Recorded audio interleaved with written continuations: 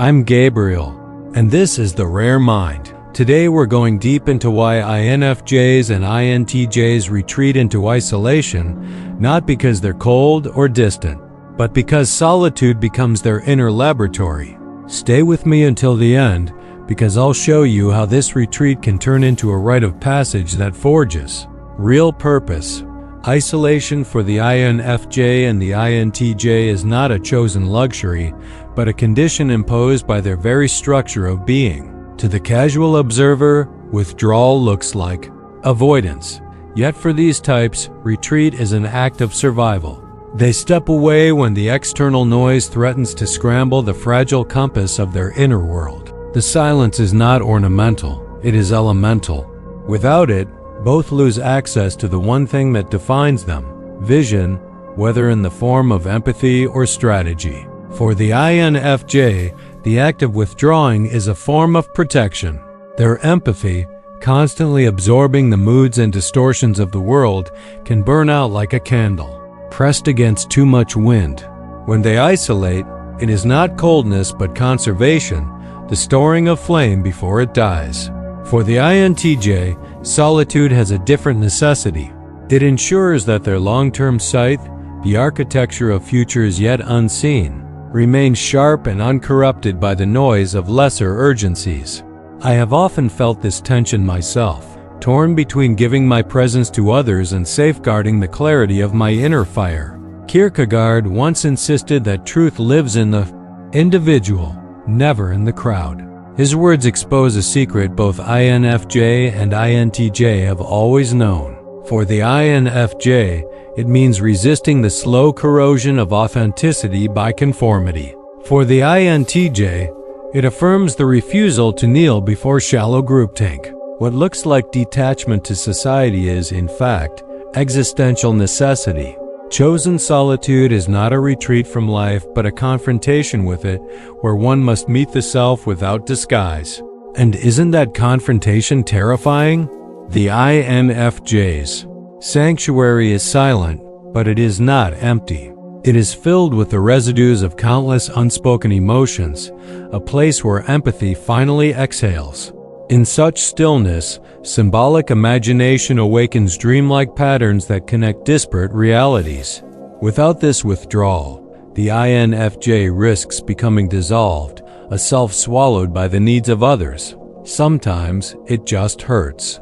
Yet when the noise fades, clarity emerges like light returning after a storm. For the INTJ, solitude is more fortress than sanctuary. The fortress is not built from emotion but from precision. They retreat because every interruption dilutes their designs. To engage in idle social exchange often feels like draining power from the generator meant to build their destiny. Their silence is not emptiness but efficiency. In those hours of isolation, blueprints sharpen. What others dismiss as aloofness is, in reality, a defensive vision. I remember nights when even casual talk felt like betrayal of the work I carried in my bones. Still, there is pain. The INFJ and INTJ are accused of coldness, arrogance, of standing above others. The truth is simpler. Misunderstanding wears them down. For the INFJ, it depletes compassion. For the INTJ, it dulls the edge of focus. Thus, isolation becomes a shield and, paradoxically, a wound. To retreat is to protect what is most alive, yet also to bleed unseen. The paradox is cruel. Needed distance feels like exile. Kierkegaard saw solitude as the crucible of the self. In that crucible, INFJs turn pain into meaning, weaving their private wounds into symbols that guide others. INTJs, in the same crucible, engineer framework systems that shape the future.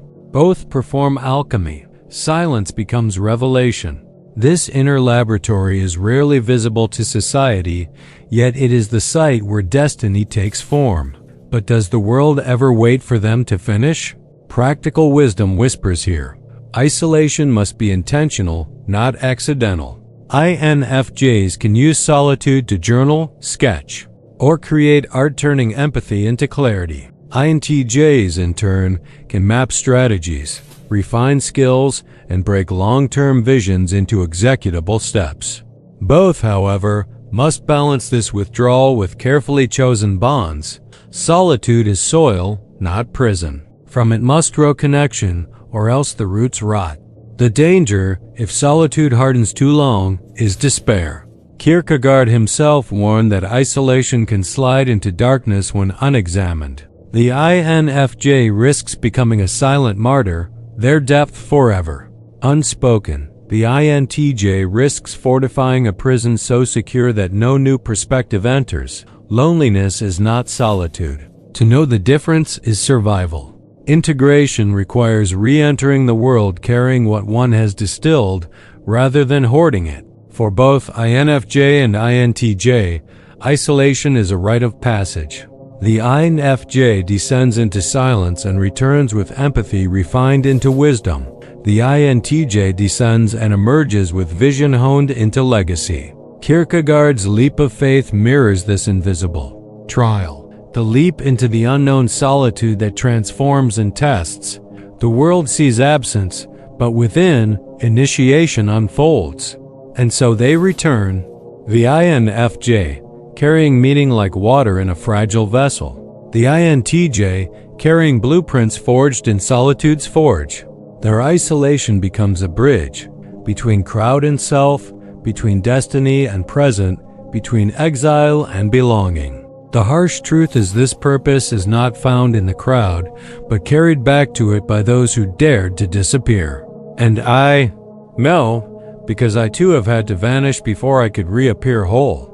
Kierkegaard once thundered against the illusion of the crowd, insisting that truth never belongs to the mass but always to the single individual. His warning still rings today, sharper for those who live with an inner compass already tuned to solitude. For INFJs and INTJs, this philosophy does not feel abstract, it is blood, it is marrow. They sense in every gathering how easily authenticity is traded for applause, how quickly depth is sacrificed to conformity. To step back from the crowd, then, Kierkegaard declared that the crowd is untruth. His conviction was not a call to hatred of others but to courage within the individual. For the INFJ and the INTJ, this claim pierces the heart of their struggle. They instinctively feel the pull of solitude not as rebellion but as fidelity to the truth they carry. And yet, in a world that glorifies belonging, their refusal to dissolve into the group appears almost scandalous. But must one betray oneself to belong? For the INFJ, Kierkegaard's vision validates the deep cost of resisting conformity. They are tempted to lose themselves in service to others, to mute their own voice so harmony remains unbroken. Yet this compromise would annihilate the very authenticity they were born to guard. I have felt this tension in my own chest, the ache of wanting to be understood without selling my soul for acceptance. I'd love to hear from you. When you withdraw, does it feel more like the INFJ's emotional detox or the INTJ's fortress of vision? Drop it in the comments with one sentence that captures your version of solitude. Your phrase could even help another person recognize their own process. For the INTJ, the philosopher's words strike another chord. They see clearly how easily crowds settle into shallow consensus, mistaking noise for wisdom. Their instinct to step aside, to refuse groupthink, is not cynicism but necessity. In solitude, their vision sharpens. The crowd clamors for immediacy. They labor for what endures. Sometimes the silence of refusal is louder than participation. Kierkegaard gives both types a framework. Chosen isolation is not weakness but existential discipline. In their withdrawal, they are not escaping life but meeting it without disguise. For the INFJ, this means preserving the fragile flame of authenticity. For the INTJ, it means protecting the architecture of their inner designs. What society misreads as aloofness is, in truth, an act of reverence. Thus, solitude is elevated from social failure to existential necessity. In leaving the crowd, INFJ and INTJ are not rejecting humanity, but choosing the deeper path of integrity. Their exile is a crucible, Their silence is a form of protest, and their return, if they return, carries the rare fragrance of truth distilled in the dark. For the INFJ, solitude is not a barren landscape but a sanctuary humming with invisible life. Each withdrawal is an act of preservation, a retreat from the overwhelming tides of emotional absorption. They sense too much too quickly. The laughter of a room can ring hollow with hidden sorrow. A single careless word can echo for days. Without silence, this constant influx corrodes their center until identity dissolves. Their sanctuary, then, is a quiet chamber where empathy can rest. Within this sanctuary, isolation works like an emotional detox. The noise of others gradually fades, and what remains is raw feeling that no longer belongs to the world outside but to the INFJ alone. They sift through it, separating what is theirs from what is borrowed until the self becomes visible again. I know the weight of this purification. I have closed the door, sat in stillness, and felt my own voice return after being drowned in too many others. Silence also nurtures their symbolic imagination. In solitude, stray impressions converge into metaphors, dreams, and visions that illuminate meaning beneath the surface of events. The mind of the INFJ does not merely retreat, it weaves. What seems like idleness to others is in fact a hidden architecture of intuition, where fragments of experience are stitched into patterns that foreshadow insight. Isn't this why their counsel so often feels prophetic? And yet, the risk is grave. Without time apart, the INFJ becomes absorbed into the demands and desires of others, losing contour until they feel like an echo instead of a self. Solitude is not optional. It is the only way there. Authenticity survives. Their sanctuary is the one place where empathy transforms from burden into gift. When the noise finally quiets, the INFJ hears their purpose like a faint melody returning after static. In that fragile moment, they remember why they endure the weight of feeling so much. Solitude, once feared, becomes their most faithful ally, the stillness where identity is reborn. If the INFJ retreats into a sanctuary, the INTJ withdraws into a fortress. The walls are not built from fragility but from strategy, from the conviction that vision must be guarded against trivial intrusion. Where others scatter their energy in endless exchanges, the INTJ sees every interruption as theft from a future not yet realized. Their solitude is pragmatic, even ruthless, a choice to protect clarity at all costs. Inside this fortress, thought is sharpened into architecture. Long-range goals are refined into systems and executable steps. What appears to others as cold detachment is in truth a radical prioritization of destiny over distraction. I have felt that hunger for structure, the pull to map the unseen into order. In such moments, silence is not loneliness, it is focus made visible. Social interactions for the INTJ often feel like wasted circuitry. The small talk that lubricates social bonds offers them little. It drains what could instead fuel the building of frameworks. Their retreat is therefore less about emotion than efficiency. Stillness gives them the vantage point to construct, while chatter threatens collapse. Sometimes a fortress must be sealed to keep the vision intact. And yet, their isolation carries an intensity that borders on the sacred. It is in these hours of separation that their sense of destiny sharpens. They are not simply avoiding the world. They are drafting blueprints for its transformation. In solitude, the INTJ becomes less a recluse and more an architect of futures. Their fortress, though misunderstood, is the forge where clarity hardens into resolve. What society dismisses as aloofness is, at its core, reverence for what is possible. The INTJ disappears not because they despise connection, but because their vision demands concentration. To retreat is not failure. It is discipline. And in that discipline, they discover the steel of their own purpose. To walk away into solitude is rarely met with grace.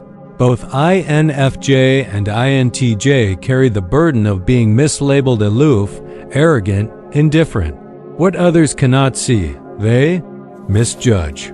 The INFJ is accused of withdrawal when they are in fact drowning in empathy.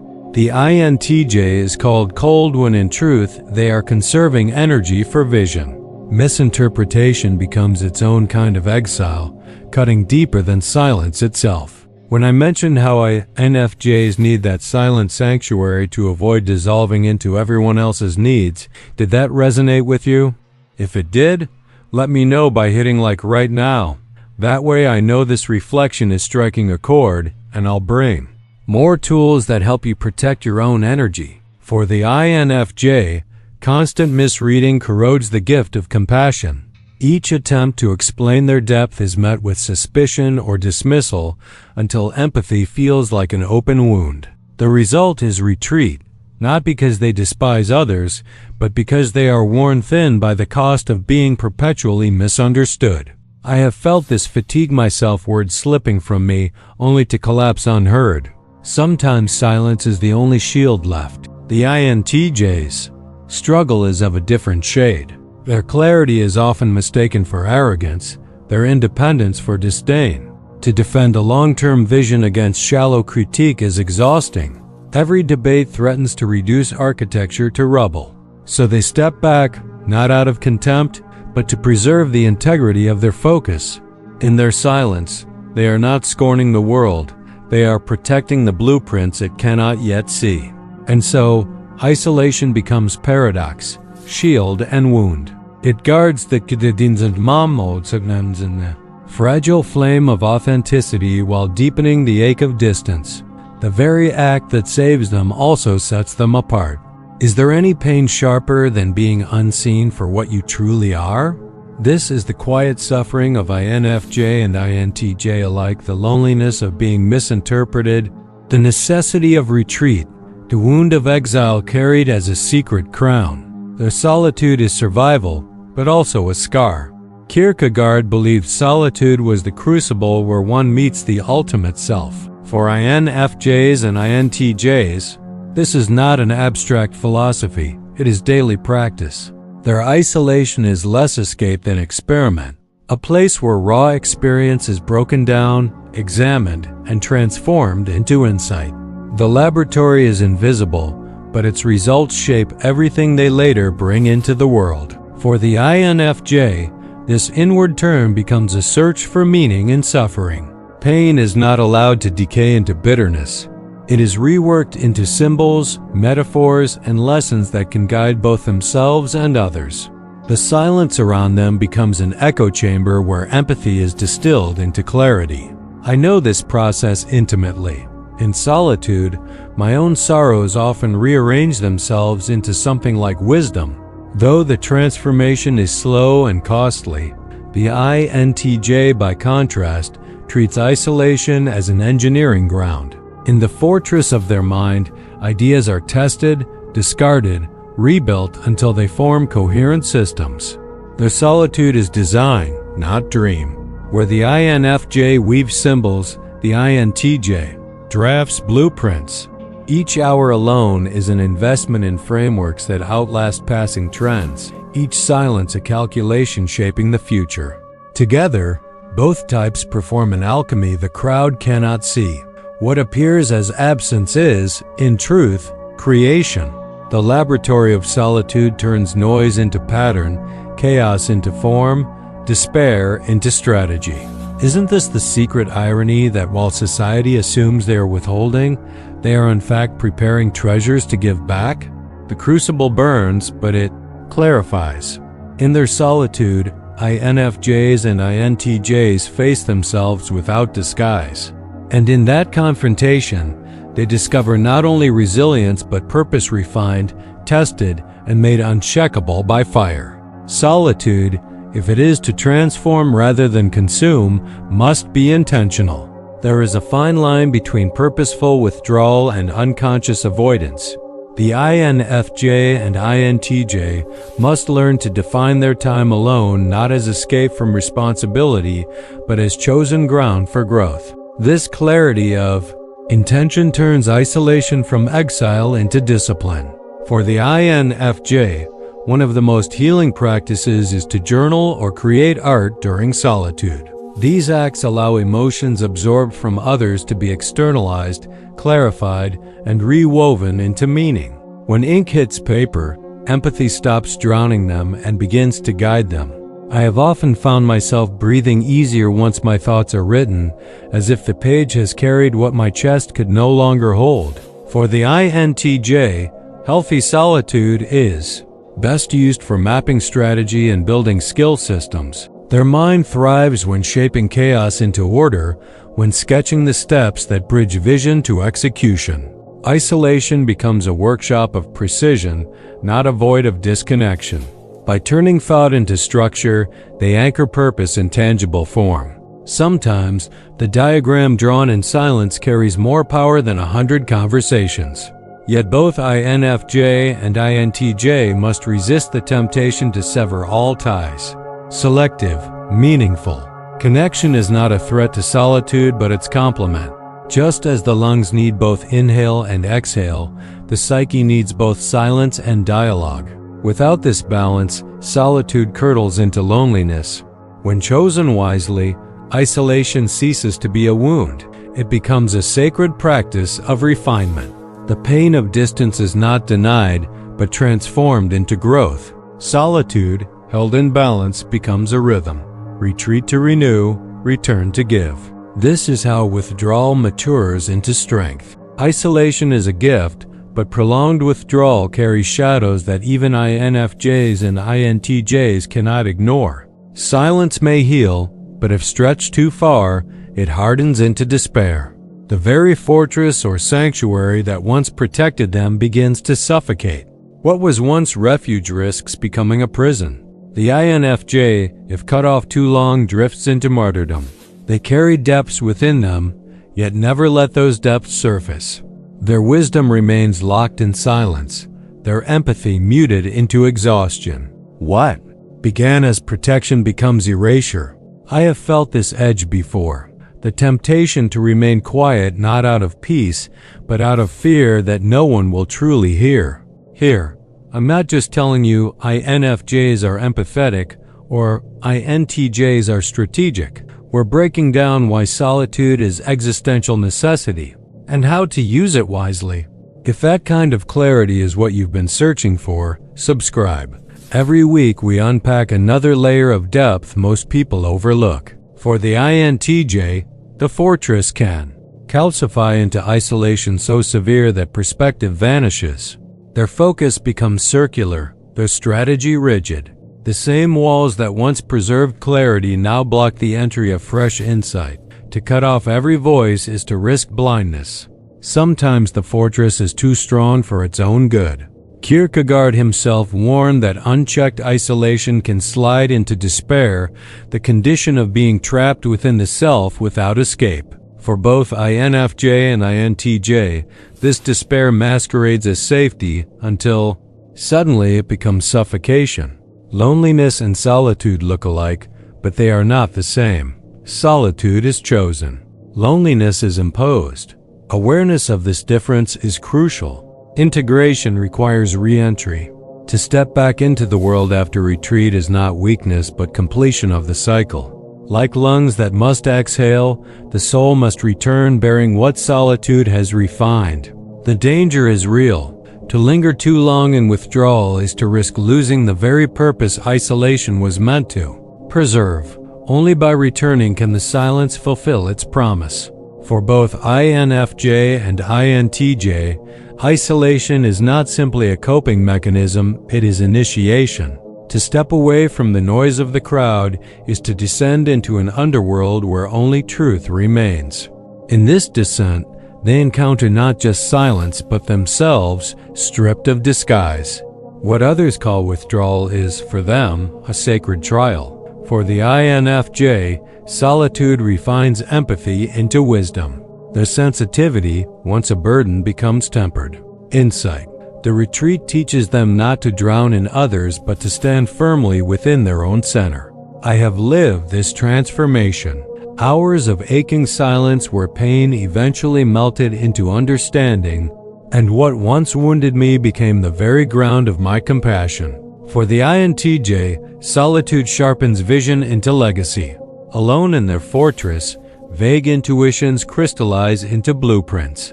Each hour apart from distraction deepens their sense of destiny. The silence does not diminish them. It equips them. To emerge without clarity would be betrayal, so they endure the solitude until vision hardens into something uncheckable. Kierkegaard spoke of the leap of faith, a plunge into uncertainty that transforms the individual. INFJs and INTJs embody this leap, not before an audience but within their own hidden chambers. The struggle is invisible, but no less real. The courage to face one's depth without guarantee is their secret initiation. Thus, what society often misreads as failure is in truth a rite of passage. They descend into silence so they may rise with clarity.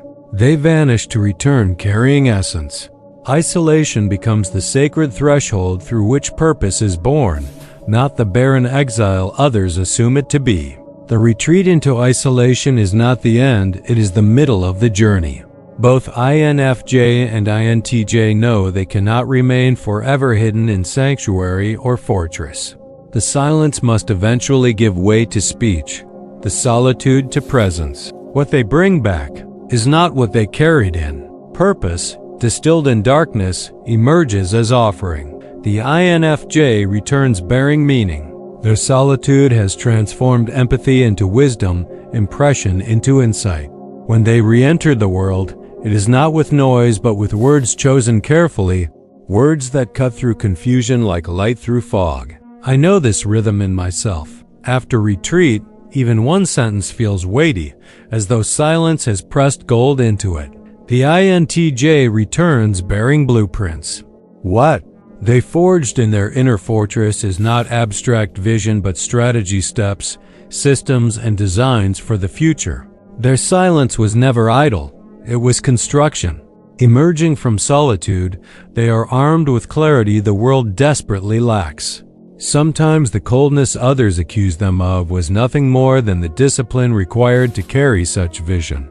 Think of someone in your life who always gets labeled as too aloof or too intense. As we explore Kierkegaard's idea that truth exists in the individual, maybe this video could help them see their withdrawal not as failure, but as strength. Share it with them.